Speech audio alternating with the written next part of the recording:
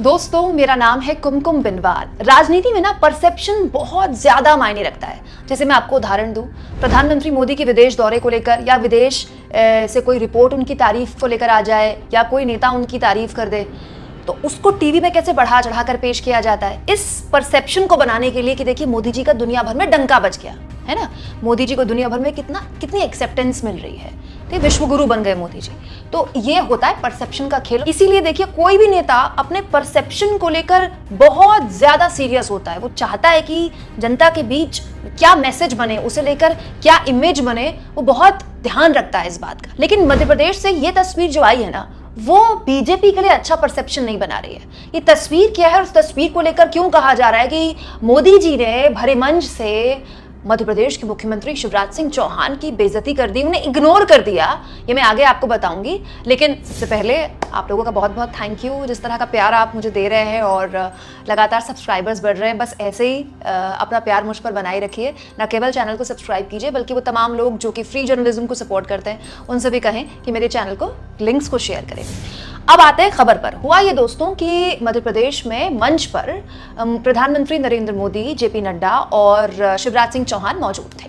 कार्यक्रम क्या था? मेरा बूथ सबसे मजबूत। आप जानते हैं मध्य प्रदेश में नवंबर में चुनाव है और उसको लेकर प्रधानमंत्री मोदी ने खुद कमान संभाल ली है और माना भी ये जा रहा है कि न केवल मध्य प्रदेश बल्कि राजस्थान और छत्तीसगढ़ जैसे राज्यों में भी जो स्टार प्रचारक होंगे बीजेपी के, वो प्रधानमंत्री नरेंद्र मोदी। और मध्य प्रदेश पर तो खास तवज्जो है क्योंकि मध्य प्रदेश हिंदी पट्टी राज्यों में से एक है। मध्य प्रदेश, राजस्थान, छत्तीसगढ़ भी कमोबेश। तो मध्य प्रदेश में बहुत सारे ऐसे मुद्दे हैं जो कि भारतीय राजनीति को, राष्ट्रीय राजनीति को भी प्रभावित करते हैं। मोदी जी किसी भी हाल नहीं चाहेंगे कि वो इन 3 राज्यों में किसी भी तरह की किरकिरी लेकर अगले साल आम चुनाव में जाएं। इसीलिए प्रधानमंत्री मोदी ने मेरा बूथ सबसे मजबूत इस कार्यक्रम के तहत अपने कार्यकर्ताओं के बीच कुछ इस तरह से कार्यक्रम की शुरुआत की।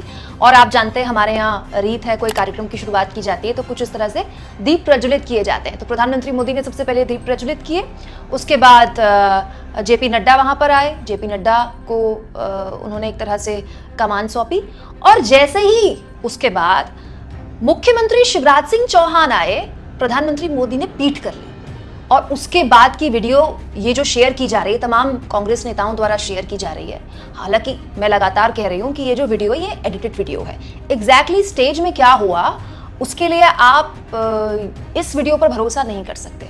लेकिन इस वीडियो में साफ तौर पर दिख रहा है जैसे शिवराज सिंह चौहान आते हैं फ्रेम में, वैसे ही प्रधानमंत्री मोदी पीठ कर लेते हैं। मैं यहाँ पर एक कतई नहीं कह रही हूँ कि प्रधानमंत्री मोदी ने ये सब जानबूझकर किया है। कई बार जेस्चर्स ऐसे नहीं होते हैं, बट ऐसे प्रेजेंट किया जाता है। कांग्रेस के लोग, कांग्रेस के नेता इस वीडियो को शेयर कर रहे हैं ये कहते हुए कि देखिए शिवराज सिंह चौहान को तो इग्नोर कर रहे हैं प्रधानमंत्री मोदी, तो फिर ऐसे कैसे बूथ मजबूत बनेगा जब प्रधानमंत्री मुख्यमंत्री को इग्नोर करेंगे। तो यहाँ पर कांग्रेस एक परसेप्शन बनाने की कोशिश कर रही है कि देखिए कुछ भी ठीक बीजेपी के अंदर नहीं चल रहा है। और ये जो परसेप्शन है ना दोस्तों, ये खाली ऐसे ही नहीं बनाया जा रहा है, केवल इस वीडियो के आधार पर एक परसेप्शन नहीं बनाया जा सकता।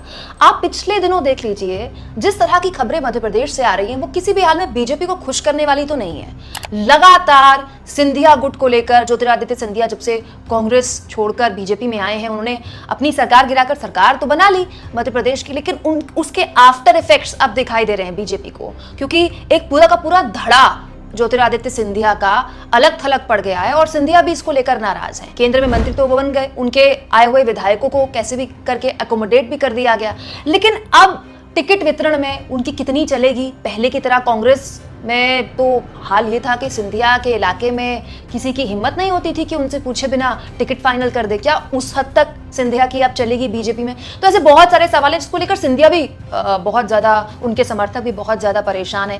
इसके अलावा खुलेआम सिंधिया को लेकर बीजेपी के मौजूदा सांसद, बीजेपी के पूर्व विधायक ऐसी ऐसी बातें करते हैं। एक बीजेपी के पूर्व विधायक ने तो सिंधिया को, जो कि अब खुद बीजेपी के न केवल नेता है बल्कि मोदी सरकार के मंत्री हैं, उनको नामर्द तक कह दिया था। सरकार को गिरना चाहिए।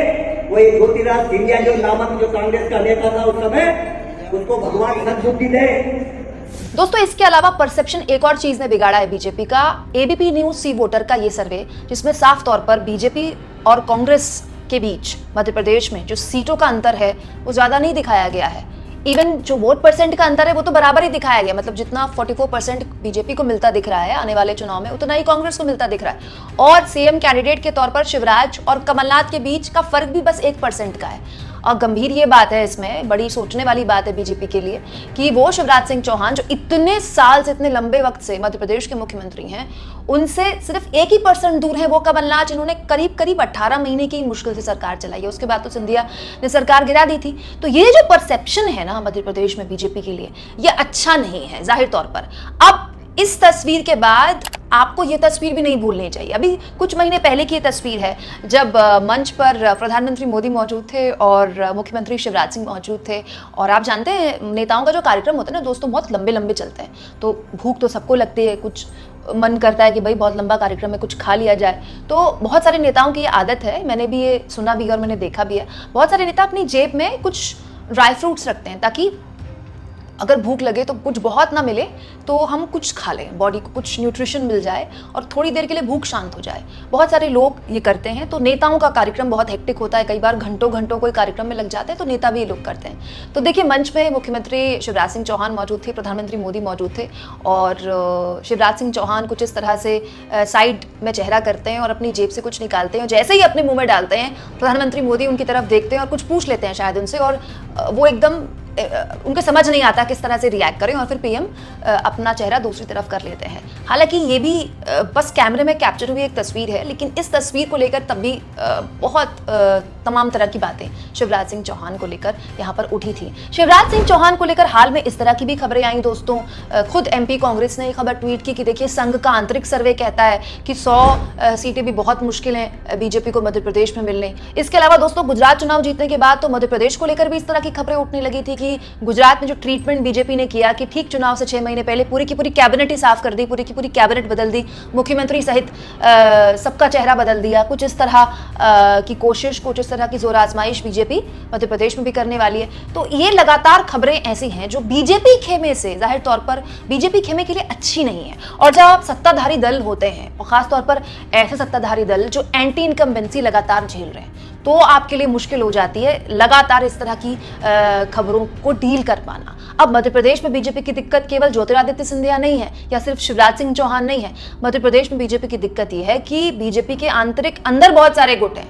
नरोत्तम मिश्रा का अलग गुट है, इसके अलावा बहुत सारे गुट मध्य प्रदेश में बीजेपी के अंदर बन गए। और वो होता है जब आप सत्ताधारी दल होते हैं और लंबे वक्त आपकी सत्ता चलती है, आप पावर सेंटर होते हैं, तो आपके बहुत सारे गुट बन जाते हैं। वो गुटबाजी खुलेआम नहीं दिखती क्योंकि आप सत्ता में होते हैं, लेकिन जैसे ही सत्ता जाती है या सत्ता जाती दिखती है, वो गुटबाजी खुलेआम दिखने लग जाती है। जैसे कर्नाटक में हुआ, आप देखिए कर्नाटक में चुनाव बीजेपी हारी, तब तक तो ठीक था जब तक चुनाव हो रहे थे, लेकिन जैसे ही कर्नाटक में चुनाव बीजेपी हारी, बीजेपी का पूरा संगठन कर्नाटक में डिसमेंटल सा हो गया है। खुलेआम बगावतें हो रही हैं और वो बगावत अब तक नहीं थमी है। तो मध्य प्रदेश में भी क्या बीजेपी की वो बगावत खुलकर सामने आ रही, न केवल स्थानीय लेवल पर बल्कि केंद्रीय नेतृत्व में भी? इस वीडियो को लेकर कम से कम विपक्ष तो यही सवाल पूछ रहा है। यही वजह है दोस्तों कि बीजेपी अपनी इस गुटबाजी से ध्यान भटकाने के लिए उन बातों का जिक्र कर रही है, उन मुद्दों का जिक्र कर रही है जो कि मध्य प्रदेश की राजनीति को सीधा प्रभावित नहीं करते, लेकिन राष्ट्रीय राजनीति को जरूर करते हैं। और वो मुद्दे हैं uniform civil code. Uniform civil code को लेकर जो सबसे सीधा बयान प्रधानमंत्री मोदी ने दिया, वो कहां दिया? मध्य प्रदेश में दिया।